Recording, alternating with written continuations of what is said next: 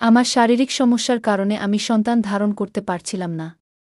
বারবার গর্ভপাত হওয়ার কারণে আমার মন সম্পূর্ণভাবে ভেঙে গিয়েছিল। আমার স্বামী এই সমস্যার কারণে দ্বিতীয় বিয়ে করার কথা ভাবতে শুরু করেন। একদিন আমি একা বসে কান্না করছিলাম। তখন আমাদের বাড়ির একজন পুরনো কাজের ছেলে এসে আমাকে বলল, ম্যাডাম, আমি আপনার সমস্যার সমাধান জানি। যদি আপনি আমার কথা মেনে চলেন, তবে আপনি সুস্থ সন্তানের মা হতে পারবেন। তার কথা শুনে আমি অবাক হয়ে গেলাম।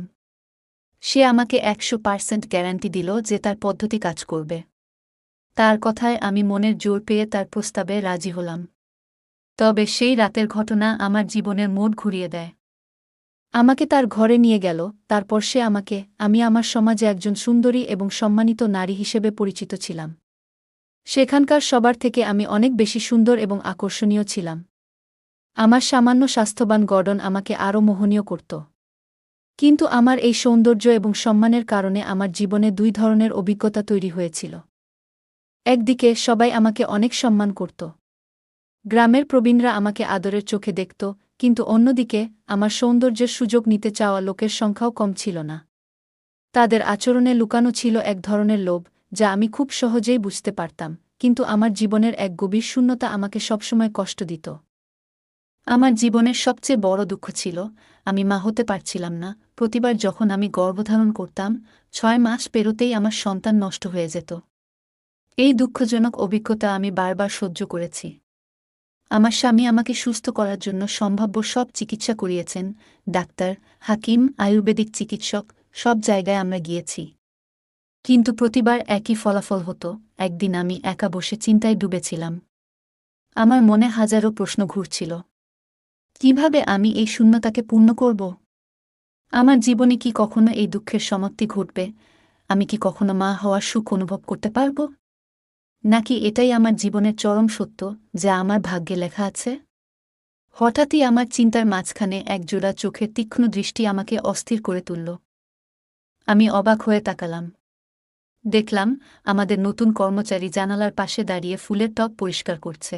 তার চোখ সোজা আমার দিকে তাকানো, যেন আমার মনের গভীরে কিছু পড়ার চেষ্টা করছে। আমি তার দিকে তাকাতেই সে তৎক্ষণাৎ নিজের দৃষ্টি সরিয়ে নিত এবং আবার টব পরিষ্কারের কাজে লেগে গেল। কিন্তু তার চোখে থাকা সেই দৃষ্টি আমাকে অস্বস্তিতে ফেলে দিল। কি সে বুঝতে পেরেছে আমার মনে এত কষ্ট কেন? নাকি এটা নিছকই একটা কাকতালীয় ঘটনা? কয়েকদিন আগেই আমাদের পুরনো কর্মচারী কাজ ছেড়ে চলে গিয়েছিল, আর আমার স্বামী এই নতুন কর্মচারীকে বাড়িতে নিয়ে আসে। এই কর্মচারীর বয়স হবে প্রায় ২৫-২৬ বছর। সে বাড়ির ছোটখাটো কাজ করার পাশাপাশি গাড়ি চালানোর দায়িত্বও নেয়। আমার স্বামী তাকে বিশেষত আমার প্রয়োজনের জন্যই নিয়োগ করেছিলেন। আমি যেখানে যাই সে গাড়ি চালিয়ে আমাকে নিয়ে যায় এবং ফেরত নিয়ে আসে। প্রথম দিকে সবকিছু স্বাভাবিক মনে হয়েছিল। তবে খুব শিগগিরই আমি একটি অদ্ভুত বিষয় লক্ষ্য করি। যখন আমি গাড়ির পিছনের সিটে বসে থাকতাম, তখন সে বারবার কোনো না কোনো অজুহাতে পিছন ফিরে আমার দিকে তাকাত। আমি বুঝতে পারতাম সে ইচ্ছা করেই আমাকে দেখার চেষ্টা করছে। আমি লক্ষ্য করছিলাম, যখনই আমি তার দিকে তাকাই, সে তৎক্ষণাৎ দৃষ্টি সরিয়ে নেয়। কিন্তু তার এই আচরণ আমাকে ক্রমশ বিভ্রান্ত করছিল। কেন তার দৃষ্টি আমার প্রতি বদলে যাচ্ছে? নাকি এই পরিবর্তন কেবল আমার মনের ভুল? এ নিয়ে আমি আরও অস্বস্তি অনুভব করতে শুরু করলাম। এদিকে আমার স্বামীর সঙ্গে আমার সম্পর্কেও যেন এক অদৃশ্য দূরত্ব তৈরি হচ্ছিল। আমার শারীরিক সমস্যাগুলোর কারণে সে মানসিকভাবে ভেঙে পড়েছিল। বারবার গর্ভপাত হওয়ার বিষয়টি আমাদের সম্পর্কের ঘনিষ্ঠতা এবং বোঝাপড়াকে ধ্বংস করে দিয়েছিল। আগে যেখানে ভালোবাসা এবং আন্তরিকতার সম্পর্ক ছিল, সেখানে এখন শুধু একরাশ নীরবতা। সে আর দীর্ঘক্ষণ আমার সঙ্গে সময় কাটাতে চাইত না। বাড়ির কথা বললেও সবকিছুতে এক ধরনের অস্থিরতা দেখা যেত। আমার অসহায় অবস্থার কারণে সে ক্রমাগত বিরক্ত ও মানসিক চাপ অনুভব করছিল। আমি নিজেকে খুব ছোট মনে করতে শুরু করেছিলাম। একজন নারী যার জীবনে সবকিছুই ছিল, সৌন্দর্য, ধনসম্পদ, একজন আদর্শ স্বামী, তবুও মাতৃত্বের আনন্দ থেকে বঞ্চিত হওয়ার কারণে আমি নিজেকে অপূর্ণ মনে করছিলাম। আমার মনে হতো পুরো পৃথিবী যেন আমাকে এড়িয়ে চলছে। সামাজিক অনুষ্ঠানে গেলে স্পষ্ট বুঝতে পারতাম, বিশেষত মহিলারা আমাকে অচ্ছুতের মতো দেখত। গর্ভবতী মহিলাদের উপস্থিতিতে আমার একাকিত্ব আরও তীব্র হয়ে উঠত। তাদের মনে হতো আমার উপস্থিতি অশুভ, অমঙ্গলের কারণ। যদিও আমার স্বামী ধনী ও প্রভাবশালী হওয়ায় মানুষ আমাকে সহ্য করত, তবু তাদের আচরণে ছিল কেবল সৌজন্যের ভান। আমার বারবার গর্ভপাতের কষ্ট আমাকে সমাজ থেকে দূরে সরিয়ে দিয়েছিল। এক নারীর জন্য এটি শারীরিক, মানসিক এবং আবেগিকভাবে বিধ্বংসী। প্রতিবার সন্তানের হারানোর যন্ত্রণা আমাকে এক অসহায় ও ব্যর্থ নারীর অনুভূতিতে ডুবিয়ে রাখত।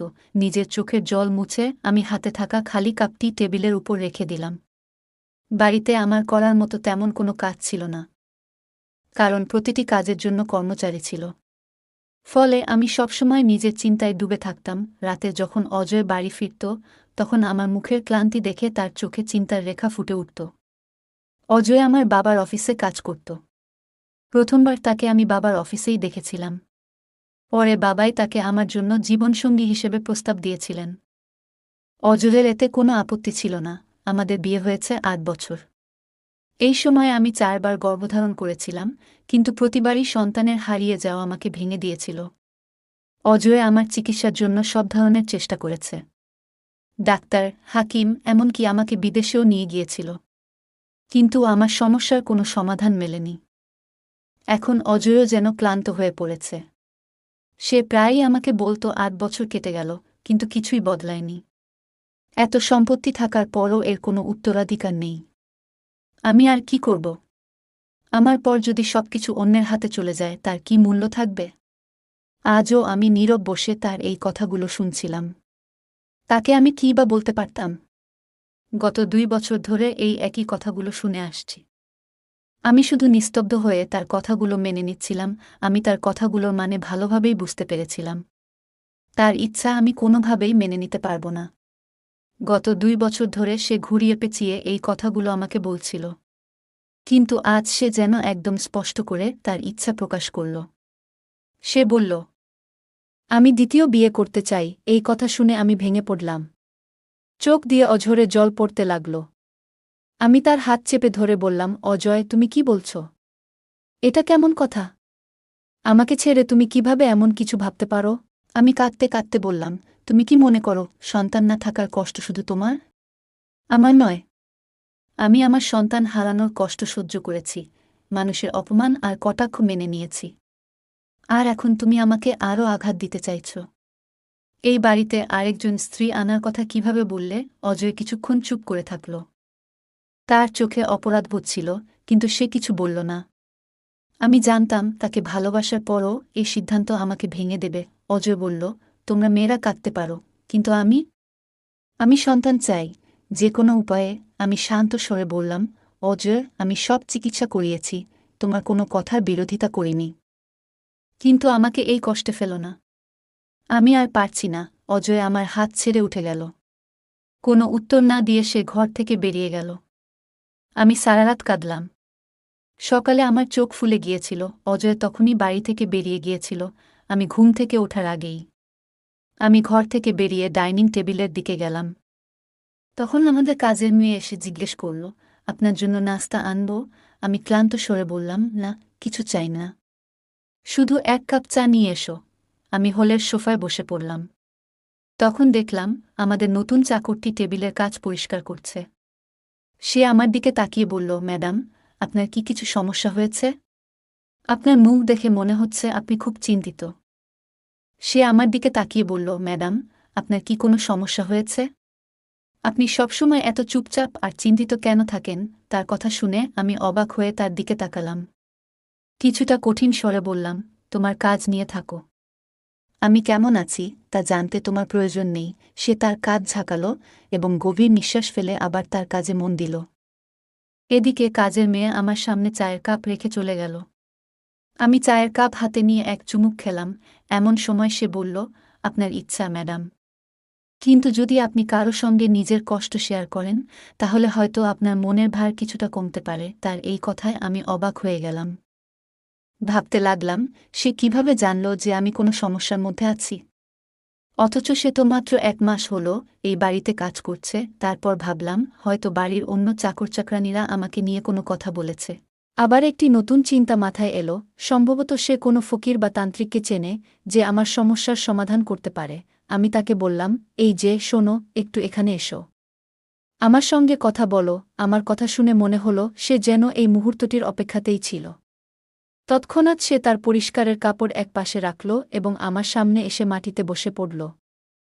আমি বিস্মিত হয়ে বললাম, তুমি কিভাবে জানলে যে আমার সমস্যা আছে? আর আমি এত চিন্তিত কেন থাকি? আমার প্রশ্ন শুনে তার মুখে এক ধরনের আত্মবিশ্বাসী অভিব্যক্তি ফুটে উঠল। সে কিছুক্ষণ চুপচাপ ছিল, তারপর ধীরে ধীরে বলল, আমি বুঝতে পারি ম্যাডাম। আপনার অবস্থাটা দেখে আমার খুব খারাপ লাগে।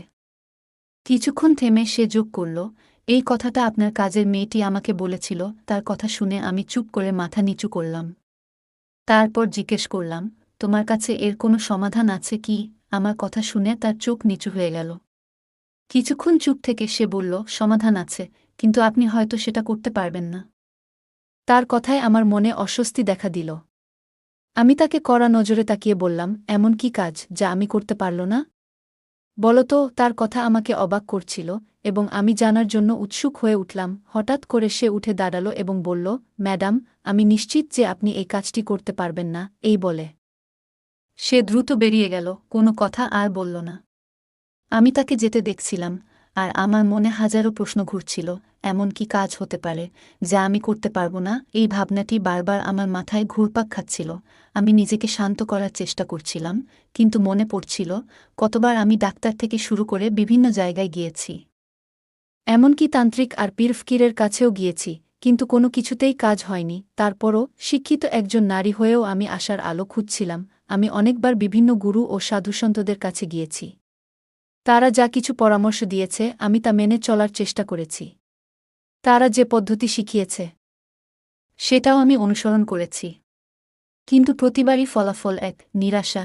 এবার আমার মন ক্রমাগত ভাবছিল, কাজের ছেলেটি এমন কি জানে? সে কি সত্যিই কোনো সমাধানের কথা বলছিল, নাকি শুধু আমাকে আশ্বস্ত করার চেষ্টা করছিল? মানুষ তো আসলে আশার উপরই বেঁচে থাকে। যখন মনে হয় কোনো নতুন রাস্তা হয়তো খুলে যাবে, তখনই তার মনোবল ফিরে আসে। আমার ক্ষেত্রেও তেমনি হচ্ছিল। তার কথায় আমার ভেতরে এক নতুন আশার সঞ্চার হয়েছিল। আমি ভাবতে লাগলাম, হয়তো সে কিছু জানে যা আমার অজানা। কাজের ছেলেটি যে সমাধানটির কথা বলতে চেয়েছিল, সেটি আমার সমস্যার মূলে গিয়ে ঠিক করতে পারে। এই ছোট্ট আশাটুকুই তখন আমার ভরসা ছিল। সেই সামান্য বিশ্বাস আমার সমস্ত কষ্ট এবং যন্ত্রণা থেকে মুক্তির একটি সুযোগ এনে দিতে পারে। আমি মনস্থির করেছিলাম, সে যাই বলুক, আমি সেটি অবশ্যই চেষ্টা করব। সেই মুহূর্তে আমার কাছে একটাই ইচ্ছা ছিল, আমার সুস্থ হয়ে ওঠা। এই আশা আমার মনে নতুন করে জেগে উঠেছিল এবং আমি তার দেখানো পথে হাঁটার জন্য প্রস্তুত ছিলাম। তবে আরেকটি বিষয় আমাকে ভীষণ কষ্ট দিচ্ছিল। আমার স্বামী অজয় একদিন আমাকে বলেছিলেন, যদি আমি সুস্থ না হই, তাহলে তিনি সন্তানের জন্য অন্য কারো সঙ্গে বিয়ে করবেন। এই কথাগুলো আমার ভেতরটা যেন ছিঁড়ে ফেলে দিয়েছিল। আমি সারা জীবন আমার স্বামীর সঙ্গে কাটানোর স্বপ্ন দেখেছিলাম, কিন্তু এখন মনে হচ্ছিল সেই স্বপ্ন যেন ধূলিসাৎ হয়ে যাচ্ছে। আমি সম্পূর্ণ বিভ্রান্ত হয়ে পড়েছিলাম। আমার সন্তান চাই, এই চাওয়ার জন্য আমি যে কোনো পথ অবলম্বন করতে প্রস্তুত ছিলাম। কিন্তু এর পাশাপাশি আরেকটি বড় বাস্তবতা ছিল, আমি আমার স্বামীকে হারাতে চাইনি। আমি অন্য কোনো মহিলাকে নিজের জায়গা নিতে দিতে পারতাম না। পরের দিন যখন আমি কেনাকাটার জন্য বের হলাম, আমার মন সেই কথাগুলো নিয়েই ব্যস্ত ছিল। বাড়ি থেকে বের হয়ে আমি সেই তরুণ ড্রাইভারের সঙ্গে গাড়িতে উঠলাম। প্রথমে হালকা কিছু কথা বলার পর আমি সরাসরি তাকে জিজ্ঞেস করলাম, তুমি কি আমাকে সেই উপায়টা বলতে পারো যা আমার সমস্যার সমাধান দিতে পারে? আমি যে কোনো মূল্যে এই সমস্যার সমাধান চাই। সে কিছুক্ষণ নীরব থাকল, তারপর বলল, ম্যাডাম, আমি আগেও বলেছি, এই কাজটি আপনার জন্য সহজ হবে না। সবকিছুই নারীদের পক্ষে করা সম্ভব নয়। তার কথায় আমি থেমে থাকলাম না। আবার তাকে বললাম, তুমি কি নিশ্চিত যে এই পদ্ধতিতে আমি 100% সফল হতে পারব? সে হেসে বলল, হ্যাঁ, নিশ্চিত। আমি এই বিষয়ে বাজি ধরতেও রাজি। তার কথায় এমন এক আত্মবিশ্বাস ছিল যে আমি ভাবতে শুরু করেছিলাম, হয়তো সে সত্যিই কিছু জানে। আমি জিজ্ঞেস করলাম, তুমি কি কোনো গুরু, ডাক্তার বা কোনো বিশেষজ্ঞের কথা বলছ? সে হেসে উত্তর দিল, না, এদের মধ্যে কেউই নয়। তুমি আগেও এদের কাছে গিয়েছ, কিন্তু কিছুই পাওনি। তার কথা শুনে আমার মনে একটাই প্রশ্ন ঘুরছিল, তাহলে এই সমাধান কার কাছে? তার কথাগুলো থেকে মনে হচ্ছিল সে যেন কিছু লুকাচ্ছে। আমি বারবার জিজ্ঞেস করছিলাম, তুমি আমাকে কেন সেই সমাধান বলছ না? কিন্তু প্রতিবারই সে আমার প্রশ্ন এড়িয়ে যাচ্ছিল। তার আচরণে মনে হচ্ছিল সে হয়তো কারো ভয়ে রয়েছে। আমি যত বেশি জানতে চেষ্টা করছিলাম সে তত বেশি চুপ হয়ে যাচ্ছিল। তার নীরবতা এবং অস্বস্তি দেখে আমার মনে হচ্ছিল বিষয়টা কোনো সাধারণ সমাধান নয়, বরং এর পেছনে কিছু গভীর রহস্য আছে। এখন আমি দিনরাত শুধু এই নিয়ে ভাবছিলাম। যদি সে আমাকে সেই উপায়টা জানায়, তাহলে হয়তো আমার পরিবার ভাঙনের হাত থেকে রক্ষা পাবে। এই সময় আমি লক্ষ্য করলাম অজয় এখন আর আমার সঙ্গে তেমন কথা বলে না। অফিস থেকে বাড়ি ফিরে সে ল্যাপটপ নিয়ে বসে থাকে, কিংবা ফোনে তার বন্ধুদের সঙ্গে কথা বলে বা চ্যাট করে। আমি কিছু বলতে গেলেও সে বিরক্তি প্রকাশ করে ঘর থেকে বেরিয়ে যেত। কিন্তু এরপর যা দেখলাম তা যেন আমার পায়ের নিচের মাটি সরিয়ে দিল। আজও আমি ড্রাইভারের সঙ্গে একটি শপিং মলে গিয়েছিলাম। সেখানে আমি অজয়কে এক সুন্দরী মেয়ের সঙ্গে দেখলাম। মেয়েটিকে সে শপিং করিয়ে দিচ্ছিল। দৃশ্যটি দেখে আমি অবাক হয়ে গেলাম। মেয়েটি অজয়ের সেই পুরনো সেক্রেটারি। আমার সঙ্গে থাকা কর্মচারীও আমার অবাক মুখের দিকে তাকিয়েছিল। কিছুটা দূরে একটি দোকানের ভেতর দাঁড়িয়ে অজয় আর মেয়েটি হাসছিল এবং কথা বলছিল। মেয়েটি নিজের জন্য পোশাক বেছে নিচ্ছিল এবং অজয়ের মতামত নিচ্ছিল। আমার মনে হচ্ছিল যেন আমি স্থির দাঁড়িয়ে পাগল হয়ে যাচ্ছি। আমার ভেতর থেকে কিছু যেন ভেঙে গেছে। অজয় আমার স্বামী। তাকে আমি প্রচণ্ড ভালোবাসি, তাই তার সঙ্গে অন্য কোনো মেয়েকে আমি সহ্য করতে পারি না। আমার মনে পড়ে যখন আমাদের বিয়ে হয়েছিল, তখন এই মেয়েটি অজয়ের ব্যক্তিগত সেক্রেটারি ছিল। বিয়ের পর আমি অজয়কে বলেছিলাম, তুমি যদি সেক্রেটারি রাখতেই চাও, তবে কোনো পুরুষ সেক্রেটারি রাখো। আমি তোমার সঙ্গে কোনো মেয়েকে সহ্য করতে পারব না। তখন অজয় আমার কথা মেনে নিয়েছিল। কিন্তু আজ তাকে আবার এই মেয়ের সঙ্গে দেখে আমার ভেতর নানা রকম চিন্তা জন্ম নিচ্ছিল। আমি আমার শপিং ব্যাগ সেখানেই রেখে দ্রুত পায়ে এগিয়ে গিয়ে অজয় এবং সেই মেয়েটির সামনে দাঁড়িয়ে পড়লাম। আমাকে দেখে দুজনেই হতবাক হয়ে গেল। আমি গম্ভীর স্বরে জিজ্ঞাসা করলাম, অজয়, এটা কে? আমার কণ্ঠস্বর ছিল তীব্র রাগে ভরা। অজয় শান্তভাবে বলল, তুমি এখন বাড়ি যাও। আমি বাড়িতে এসে সব বলবো। কিন্তু আমি জোর দিয়ে বললাম, না, আমাকে এখনই বলো। এটা কে? তুমি কিভাবে অন্য মেয়ের সঙ্গে বাজারে ঘুরতে পারো? তুমি আমার স্বামী, কিন্তু আমার জন্য তোমার কোনো সময় নেই। আমি যখনই তোমাকে আমার সঙ্গে শপিংয়ে যেতে বলি, তখন তুমি ব্যস্ততার অজুহাত দেখাও। অথচ এই মেয়ের সঙ্গে ঘুরে বেড়ানোর সময় তোমার আছে। আমার রাগ যেন আকাশ ছুঁয়েছিল। আমার কণ্ঠস্বর আরও চড়া হয়ে উঠল। আশেপাশের অনেকেই থেমে আমাদের দিকে তাকাচ্ছিল। অজয় চারদিকে একবার দেখে রাগান্বিত হয়ে আমাকে বলল, বাজারে এই নাটক করো না। বাড়ি যাও। আমি আরও জেদি হয়ে বললাম, কেন? আমি কেন বাড়ি যাব? তুমি আগে বলো, এই মেয়েটিকে? তুমি তো একে চাকরি থেকে বের করে দিয়েছিলে। তারপর মেয়েটিকে উদ্দেশ্য করে আমি বললাম, তুমি এখান থেকে চলে যাও। আর যদি তোমাকে অজয়ের সঙ্গে আবার দেখি, তবে আমি তোমার সঙ্গে কি করব? সেটা কল্পনাও করতে পারবে না। আমার রাগ এমন পর্যায়ে ছিল যে আমি নিজের হিতাহিত জ্ঞান হারিয়ে ফেলেছিলাম। আশপাশে কে দেখছে বা কি ভাবছে সেসব নিয়ে আমার কোনো মাথাব্যথা ছিল না। আমার মাথায় ছিল কেবল রাগ এবং হতাশা। অজয়ের সঙ্গে সেই মেয়েটিকে দাঁড়িয়ে থাকতে দেখে আমার আর সহ্য হচ্ছিল না। আমার কথাগুলো শুনে মেয়েটি দ্রুত সেখান থেকে চলে গেল। এরপর অজয় আমার হাত ধরে আমাকে মলের বাইরে নিয়ে এলো। আমাদের পেছনে সেই ড্রাইভার ছেলেটিও আসছিল। অজয় গাড়ির পেছনের দরজা খুলে আমাকে ঠেলে ভেতরে বসালো এবং নিজেও পাশে এসে বসে বলল, গাড়ি চালাও। ছেলেটি কোনো কথা না বলে গাড়ি চালাতে লাগল। আমি কান্নায় ভেঙে পড়লাম এবং বললাম, অজয়, আমি তোমাকে অন্য কারো সঙ্গে বিয়ে করতে দেব না। অজয় আমার দিকে ক্ষিপ্ত দৃষ্টিতে তাকিয়ে বলল, তুমিই মলে এত বড় কাণ্ড ঘটিয়েছ। এখন চুপচাপ বসে থাকো। না হলে এমন কিছু করে বসব যা তুমি কখনো কল্পনাও করনি। তখনই গাড়ি আচমকা ব্রেক করল। হঠাৎ এই ধাক্কায় আমরা দুজনই সামনের দিকে ঝুঁকে পড়লাম। অজয় রেগে উঠে ছেলেটিকে বলল, তুমি কি পাগল হয়ে গেছ?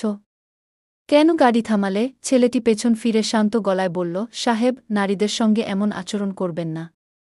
ম্যাডাম ভীষণ কষ্টে আছেন। আপনি তাকে শান্তভাবে বুঝাতে পারতেন। আমি হতভম্ব হয়ে গেলাম। এই ছেলেটি এমন কথা বলল কেন? এটি আমার এবং অজয়ের ব্যক্তিগত বিষয়। সে কে যে আমাদের ব্যাপারে এমন মন্তব্য করবে? অজয়ের অবস্থাও একই রকম ছিল। তার আগেই সে রেগেছিল। এবার ড্রাইভার ছেলেটিকে বলল, তোমার সীমা ভুলে যেও না। তুমি আমাকে শেখাবে কিভাবে আমার স্ত্রীর সঙ্গে কথা বলতে হবে? নিজের কাজ করো আর গাড়ি চালাও। ছেলেটিও বেশ বিরক্ত ছিল। এবার সে গাড়ি খুব দ্রুত গতিতে চালাল। আমরা যখন বাংলোতে পৌঁছালাম, অজয় আমাকে টেনে ঘরে নিয়ে গেল।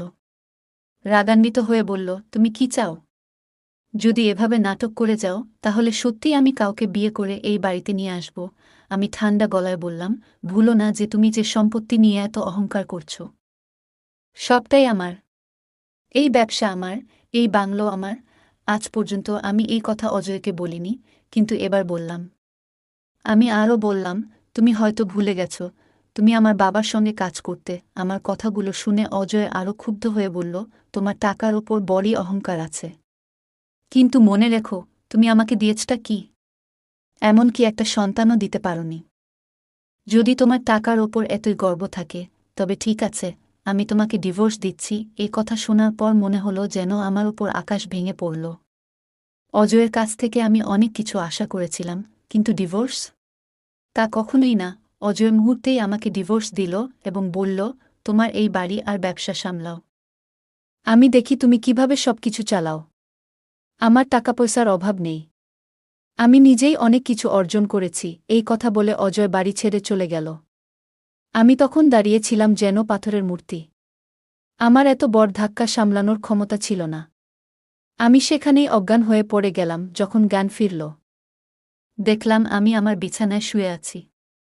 ডাক্তার আমার পরীক্ষা করছেন। ঘরে সেই ড্রাইভার এবং কাজের লোকও উপস্থিত।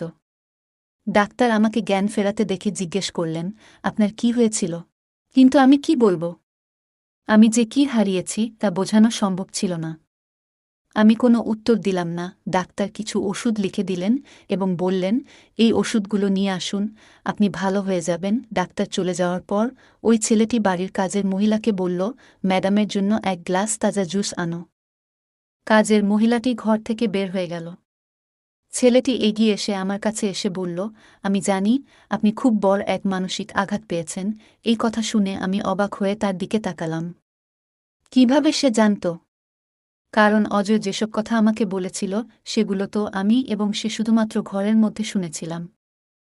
আমি খুব ভেঙে পড়ে বললাম, তুমি এটা কিভাবে জানলে? সে শান্তভাবে উত্তর দিল, আমি আপনাকে চিন্তা করতে দেখেছি, তাই আমি বাইরে দাঁড়িয়েছিলাম। সাহেবও খুব রেগেছিলেন এবং আমি চিন্তিত ছিলাম যে তিনি আপনাকে কিছু না করে ফেলেন। তাই আমি আপনার কথা শুনতে পেয়েছি। আমি কান্নায় ভেঙে পড়লাম। বললাম, যদি আমার সন্তান থাকত তবে অজয় আমাকে কখনো ছাড়ত না। সে কিছু সময় চুপ থেকে বলল, যদি আপনি চিকিৎসা করান তাহলে আপনিও মা হতে পারবেন। আমি হতাশ হয়ে বললাম, এখন আমি কি করব? কোথায় যাব? অজয় তো আমাকে ডিভোর্স দিয়ে চলে গেছে। সে কিছু সময় চুপ থেকে বলল, আপনি যদি চান আমি আপনার সঙ্গে বিয়ে করতে পারি। তখন আপনার সব সমস্যার সমাধান হবে এবং আপনি মা হতে পারবেন। এই কথা শুনে আমি অবাক হয়ে গেলাম। প্রথমে যখন আমি চিকিৎসার জন্য জিজ্ঞেস করেছিলাম, তখন এই ছেলে আমাকে এই প্রস্তাব দিল কিভাবে?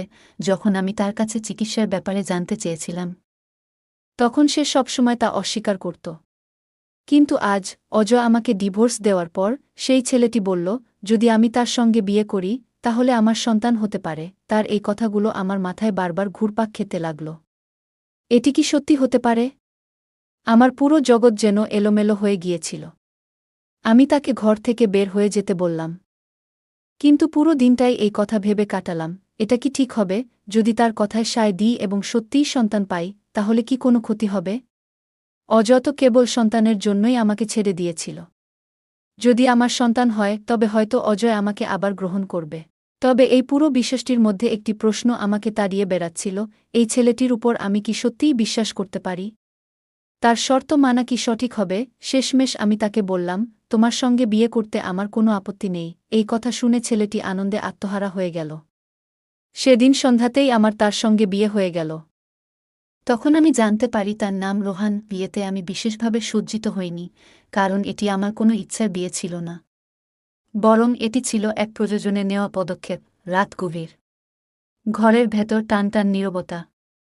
আমি বিছানায় শুয়েছিলাম, কিন্তু মনে যেন ঝড় উঠেছিল। আমার মন অনেক দ্বিধাদ্বন্দ্বে ভরা। এই বিয়েটা ছিল এক প্রকার বাধ্যতামূলক। যখন সে আমার ঘরে এলো, আমার হৃদয় দ্রুত ধুকপুক করতে লাগল। কিন্তু সেটা কোনো ভালোবাসার অনুভূতি ছিল না, বরং একরকম ভয়। একজন নারীর জন্য নিজের জীবনে অন্য কোনো পুরুষকে জায়গা দেওয়া খুবই কঠিন। আমি ঠিক এই কষ্ট এবং দুশ্চিন্তার ভেতর দিয়ে যাচ্ছিলাম। সেদিন রাতটা আমার জন্য অচেনা অজানা লাগছিল। তবে ১ মাস পর আমি জানতে পারলাম যে আমি গর্ভবতী। প্রথমে ভয় পেয়েছিলাম, কিন্তু পরে এক ধরনের আনন্দ পেলাম। আমার মনে আবারও প্রশ্ন উকি দিল, আগের মতো এবারও কি আমার সন্তানকে হারাতে হবে? এর আগে বারবার ৬ মাস পার হওয়ার আগেই আমি আমার সন্তান হারিয়েছি। কিন্তু এবার তেমন কিছু হল না। আমি একটি পুত্রসন্তান জন্ম দিলাম। আমার আনন্দের কোনো সীমা ছিল না, তবে নতুন এই আনন্দের মাঝেও আমার মন এক অজানা প্রশ্নে ভরে গিয়েছিল। এবার এমন কি ঘটল, যার কারণে আমি একটি সুস্থ সন্তান পেলাম? আমি তাকে, রোহানকে, এই বিষয়ে জিজ্ঞাসা করলাম। রোহান মুচকি হেসে বলল, তোমার তো সন্তান চাইছিলে। এখন যখন পেয়েছ, তাহলে এত চিন্তা করছ কেন? তার এই কথাগুলো আমার মনে আরও সন্দেহ তৈরি করল। কেন সে এমন বলছে? তার কোনো পরিকল্পনা কি ছিল? নাকি এটা নিছকি কাকতালীয়? এই প্রশ্নগুলো আমাকে গভীর ভাবনায় ফেলে দিল। আমি রোহানকে বললাম, আমাকে পুরো সত্যিটা বলো। তুমি আমাকে তালাক দাও। আমি আর তোমার সঙ্গে থাকতে চাই না। আমার এই কথায় সে ক্রোধে ফেটে পড়ল। আমি আবার বললাম, আমি অজয়ের সঙ্গে প্রেম করি। তোমার সঙ্গে বিয়ে করেছিলাম শুধুমাত্র মা হওয়ার জন্য। আমি জানতে চেয়েছিলাম, তোমার সঙ্গে থাকার ফলে আমি কি সত্যিই মা হতে পারব কিনা। এখন যখন আমি মা হয়েছি, আমি আর তোমার সঙ্গে থাকতে চাই না। সে গভীর দৃষ্টিতে আমার দিকে তাকিয়ে থাকল। তারপর বলল, তোমার যাকে নিয়ে এত বিশ্বাস, সে নিজেই তোমার সর্বনাশ করেছিল। তোমার যে গর্ভপাতগুলো হয়েছিল তার জন্য দায়ী সেই ব্যক্তি। ৬ মাস পর পর সে তোমার অজান্তে এমন ওষুধ দিত, যা তোমার সন্তানকে বাঁচতে দিত না। আমি স্তম্ভিত হয়ে তার দিকে তাকালাম। তুমি মিথ্যা বলছ, আমি বলে উঠলাম। সে শান্ত গলায় বলল, আমি যা বলছি সব সত্যি। যাকে তুমি ভালোবাসো বলে ভাবছ, সে তোমাকে কখনোই ভালোবাসেনি। তোমার টাকা হাতানোর জন্যই সে তোমার সঙ্গে সম্পর্ক রেখেছিল। সে ব্যবসায় সফল হতে চেয়েছিল, আর তার জন্য তোমাকে ব্যবহার করেছিল। সে কখনো তোমাকে ভালোবাসেনি। ভালোবাসত অন্য একটি মেয়েকে, যাকে তুমি একদিন শপিং মলে তার সঙ্গে দেখেছিলে। তার কথা শুনে আমি ভেতরে ভেতরে কেঁপে উঠলাম। আমি নির্বাক হয়ে গেলাম। তাহলে এতদিন ধরে আমি যা ভেবেছিলাম, সবই কি ভুল ছিল? মনে এই প্রশ্নই ঘুরছিল। সে বলল, তোমার উচিত সত্যটা গ্রহণ করা। তুমি এখন মা হয়েছ, এটা তোমার জীবনের সবচেয়ে বড় সাফল্য। কিন্তু এমন একজনের জন্য কষ্ট পাওয়া উচিত নয়, যে তোমাকে শুধু ব্যবহার করেছে। আমি ভেঙে পড়েছিলাম, কিন্তু তার কথাগুলো আমাকে সত্যকে সামনে নিয়ে আসতে বাধ্য করল। আমি বুঝলাম, আমাকে নতুনভাবে জীবন শুরু করতে হবে। সত্যটা জানার পর আমি হতবাক হয়ে গিয়েছিলাম। বিশ্বাসই করতে পারছিলাম না যে মানুষকে আমি নিজের জীবনসঙ্গী ভেবেছিলাম, সে এতটা মিথ্যাবাদী এবং নির্মম হতে পারে। রোহান আমার হাতে একটি ফোন তুলে দিল। ফোনের মধ্যে একটি ভিডিও ছিল। ভিডিওটিতে দেখা গেল, অজয় ফোনে একটি মেয়ের সঙ্গে কথা বলছে। সে বলছিল, এখন আমি সফল। আমার কাছে এত সম্পদ আছে যে এখন আর তোমার দরকার নেই, এবং তোমার কোনো সাহায্যের প্রয়োজন নেই। রোহান আমাকে বলল, এই কথাগুলো আমি সেই সময় শুনেছিলাম, যখন এখানে কাজ শুরু করেছিলাম। তখন থেকেই তোমার প্রতি আমার সহানুভূতি জন্মেছিল। কখন যেন সেই সহানুভূতি ভালোবাসায় পরিণত হল, আমি নিজেই জানি না। তোমার কথা একদম ঠিক। তোমার স্বামী কখনোই তোমার প্রতি বিশ্বস্ত ছিল না। এখন তুমি কি এমন একজন মানুষের সঙ্গে থাকতে চাও, যে তোমার প্রতি কোনো সম্মান রাখে না? এই কথা বলে রোহান ঘর থেকে বেরিয়ে গেল। আমি গভীরভাবে চিন্তা করতে শুরু করলাম। বুঝলাম, আমার জীবনে একটি নতুন পরিবর্তন দরকার। সেই মুহূর্তে আমি সিদ্ধান্ত নিলাম, যে মানুষ আমাকে সম্মান করতে পারে না, তার সঙ্গে থাকার কোনো অর্থ নেই। রোহানের সঙ্গেই আমি থাকতে শুরু করলাম। এই সিদ্ধান্ত নেওয়া আমার জন্য সহজ ছিল না, কিন্তু জীবনে এগিয়ে যাওয়ার জন্য কখনো কখনো সাহসী পদক্ষেপ নিতে হয়। রোহান আমাকে বুঝেছিল, আমাকে সহায়তা করেছিল। আমি বুঝতে পারলাম, এই সম্পর্কটাই হয়তো আমার জন্য সঠিক। এই গল্পটি আমাকে একটি বড় শিক্ষা দিয়েছে, আমাদের আত্মসম্মান এবং সুখ কখনোই অন্য কারো হাতে তুলে দেওয়া উচিত নয়। আমাদের জীবনের সিদ্ধান্ত আমাদের নিজেদের নিতে হবে, কারণ আমরা নিজেরাই জানি আমাদের জন্য কি সঠিক। অজয়ের সঙ্গে থাকার সময় আমি নিজের পরিচয় হারিয়ে ফেলেছিলাম। ভেবেছিলাম, যদি সন্তান ধারণ করতে পারি, সব ঠিক হয়ে যাবে। কিন্তু পরে বুঝলাম, নিজের জন্য বাঁচার মানে কারো কাছে কিছু প্রমাণ করা নয়, বরং নিজের প্রতি ভালোবাসা রাখা। রোহানের সঙ্গে বিয়ের পর আমি শিখলাম, জীবনে সুখ খুঁজে পাওয়ার জন্য অন্যায়ের সঙ্গে আপস করা নয়, বরং সঠিক সিদ্ধান্ত নেওয়া এবং নিজের প্রতি বিশ্বাস রাখা জরুরি। বন্ধুরা, যদি এই গল্পটি ভালো লেগে থাকে তাহলে দয়া করে ভিডিওটি লাইক করুন এবং আমাদের চ্যানেলটি সাবস্ক্রাইব করুন। পাশে থাকা বেল আইকনটি প্রেস করুন, যাতে করে আমরা যখনই নতুন ভিডিও আপলোড করি তার নোটিফিকেশন সবার আগে আপনার কাছে পৌঁছে যায়। ধন্যবাদ, দেখা হবে আমাদের পরবর্তী ভিডিওতে।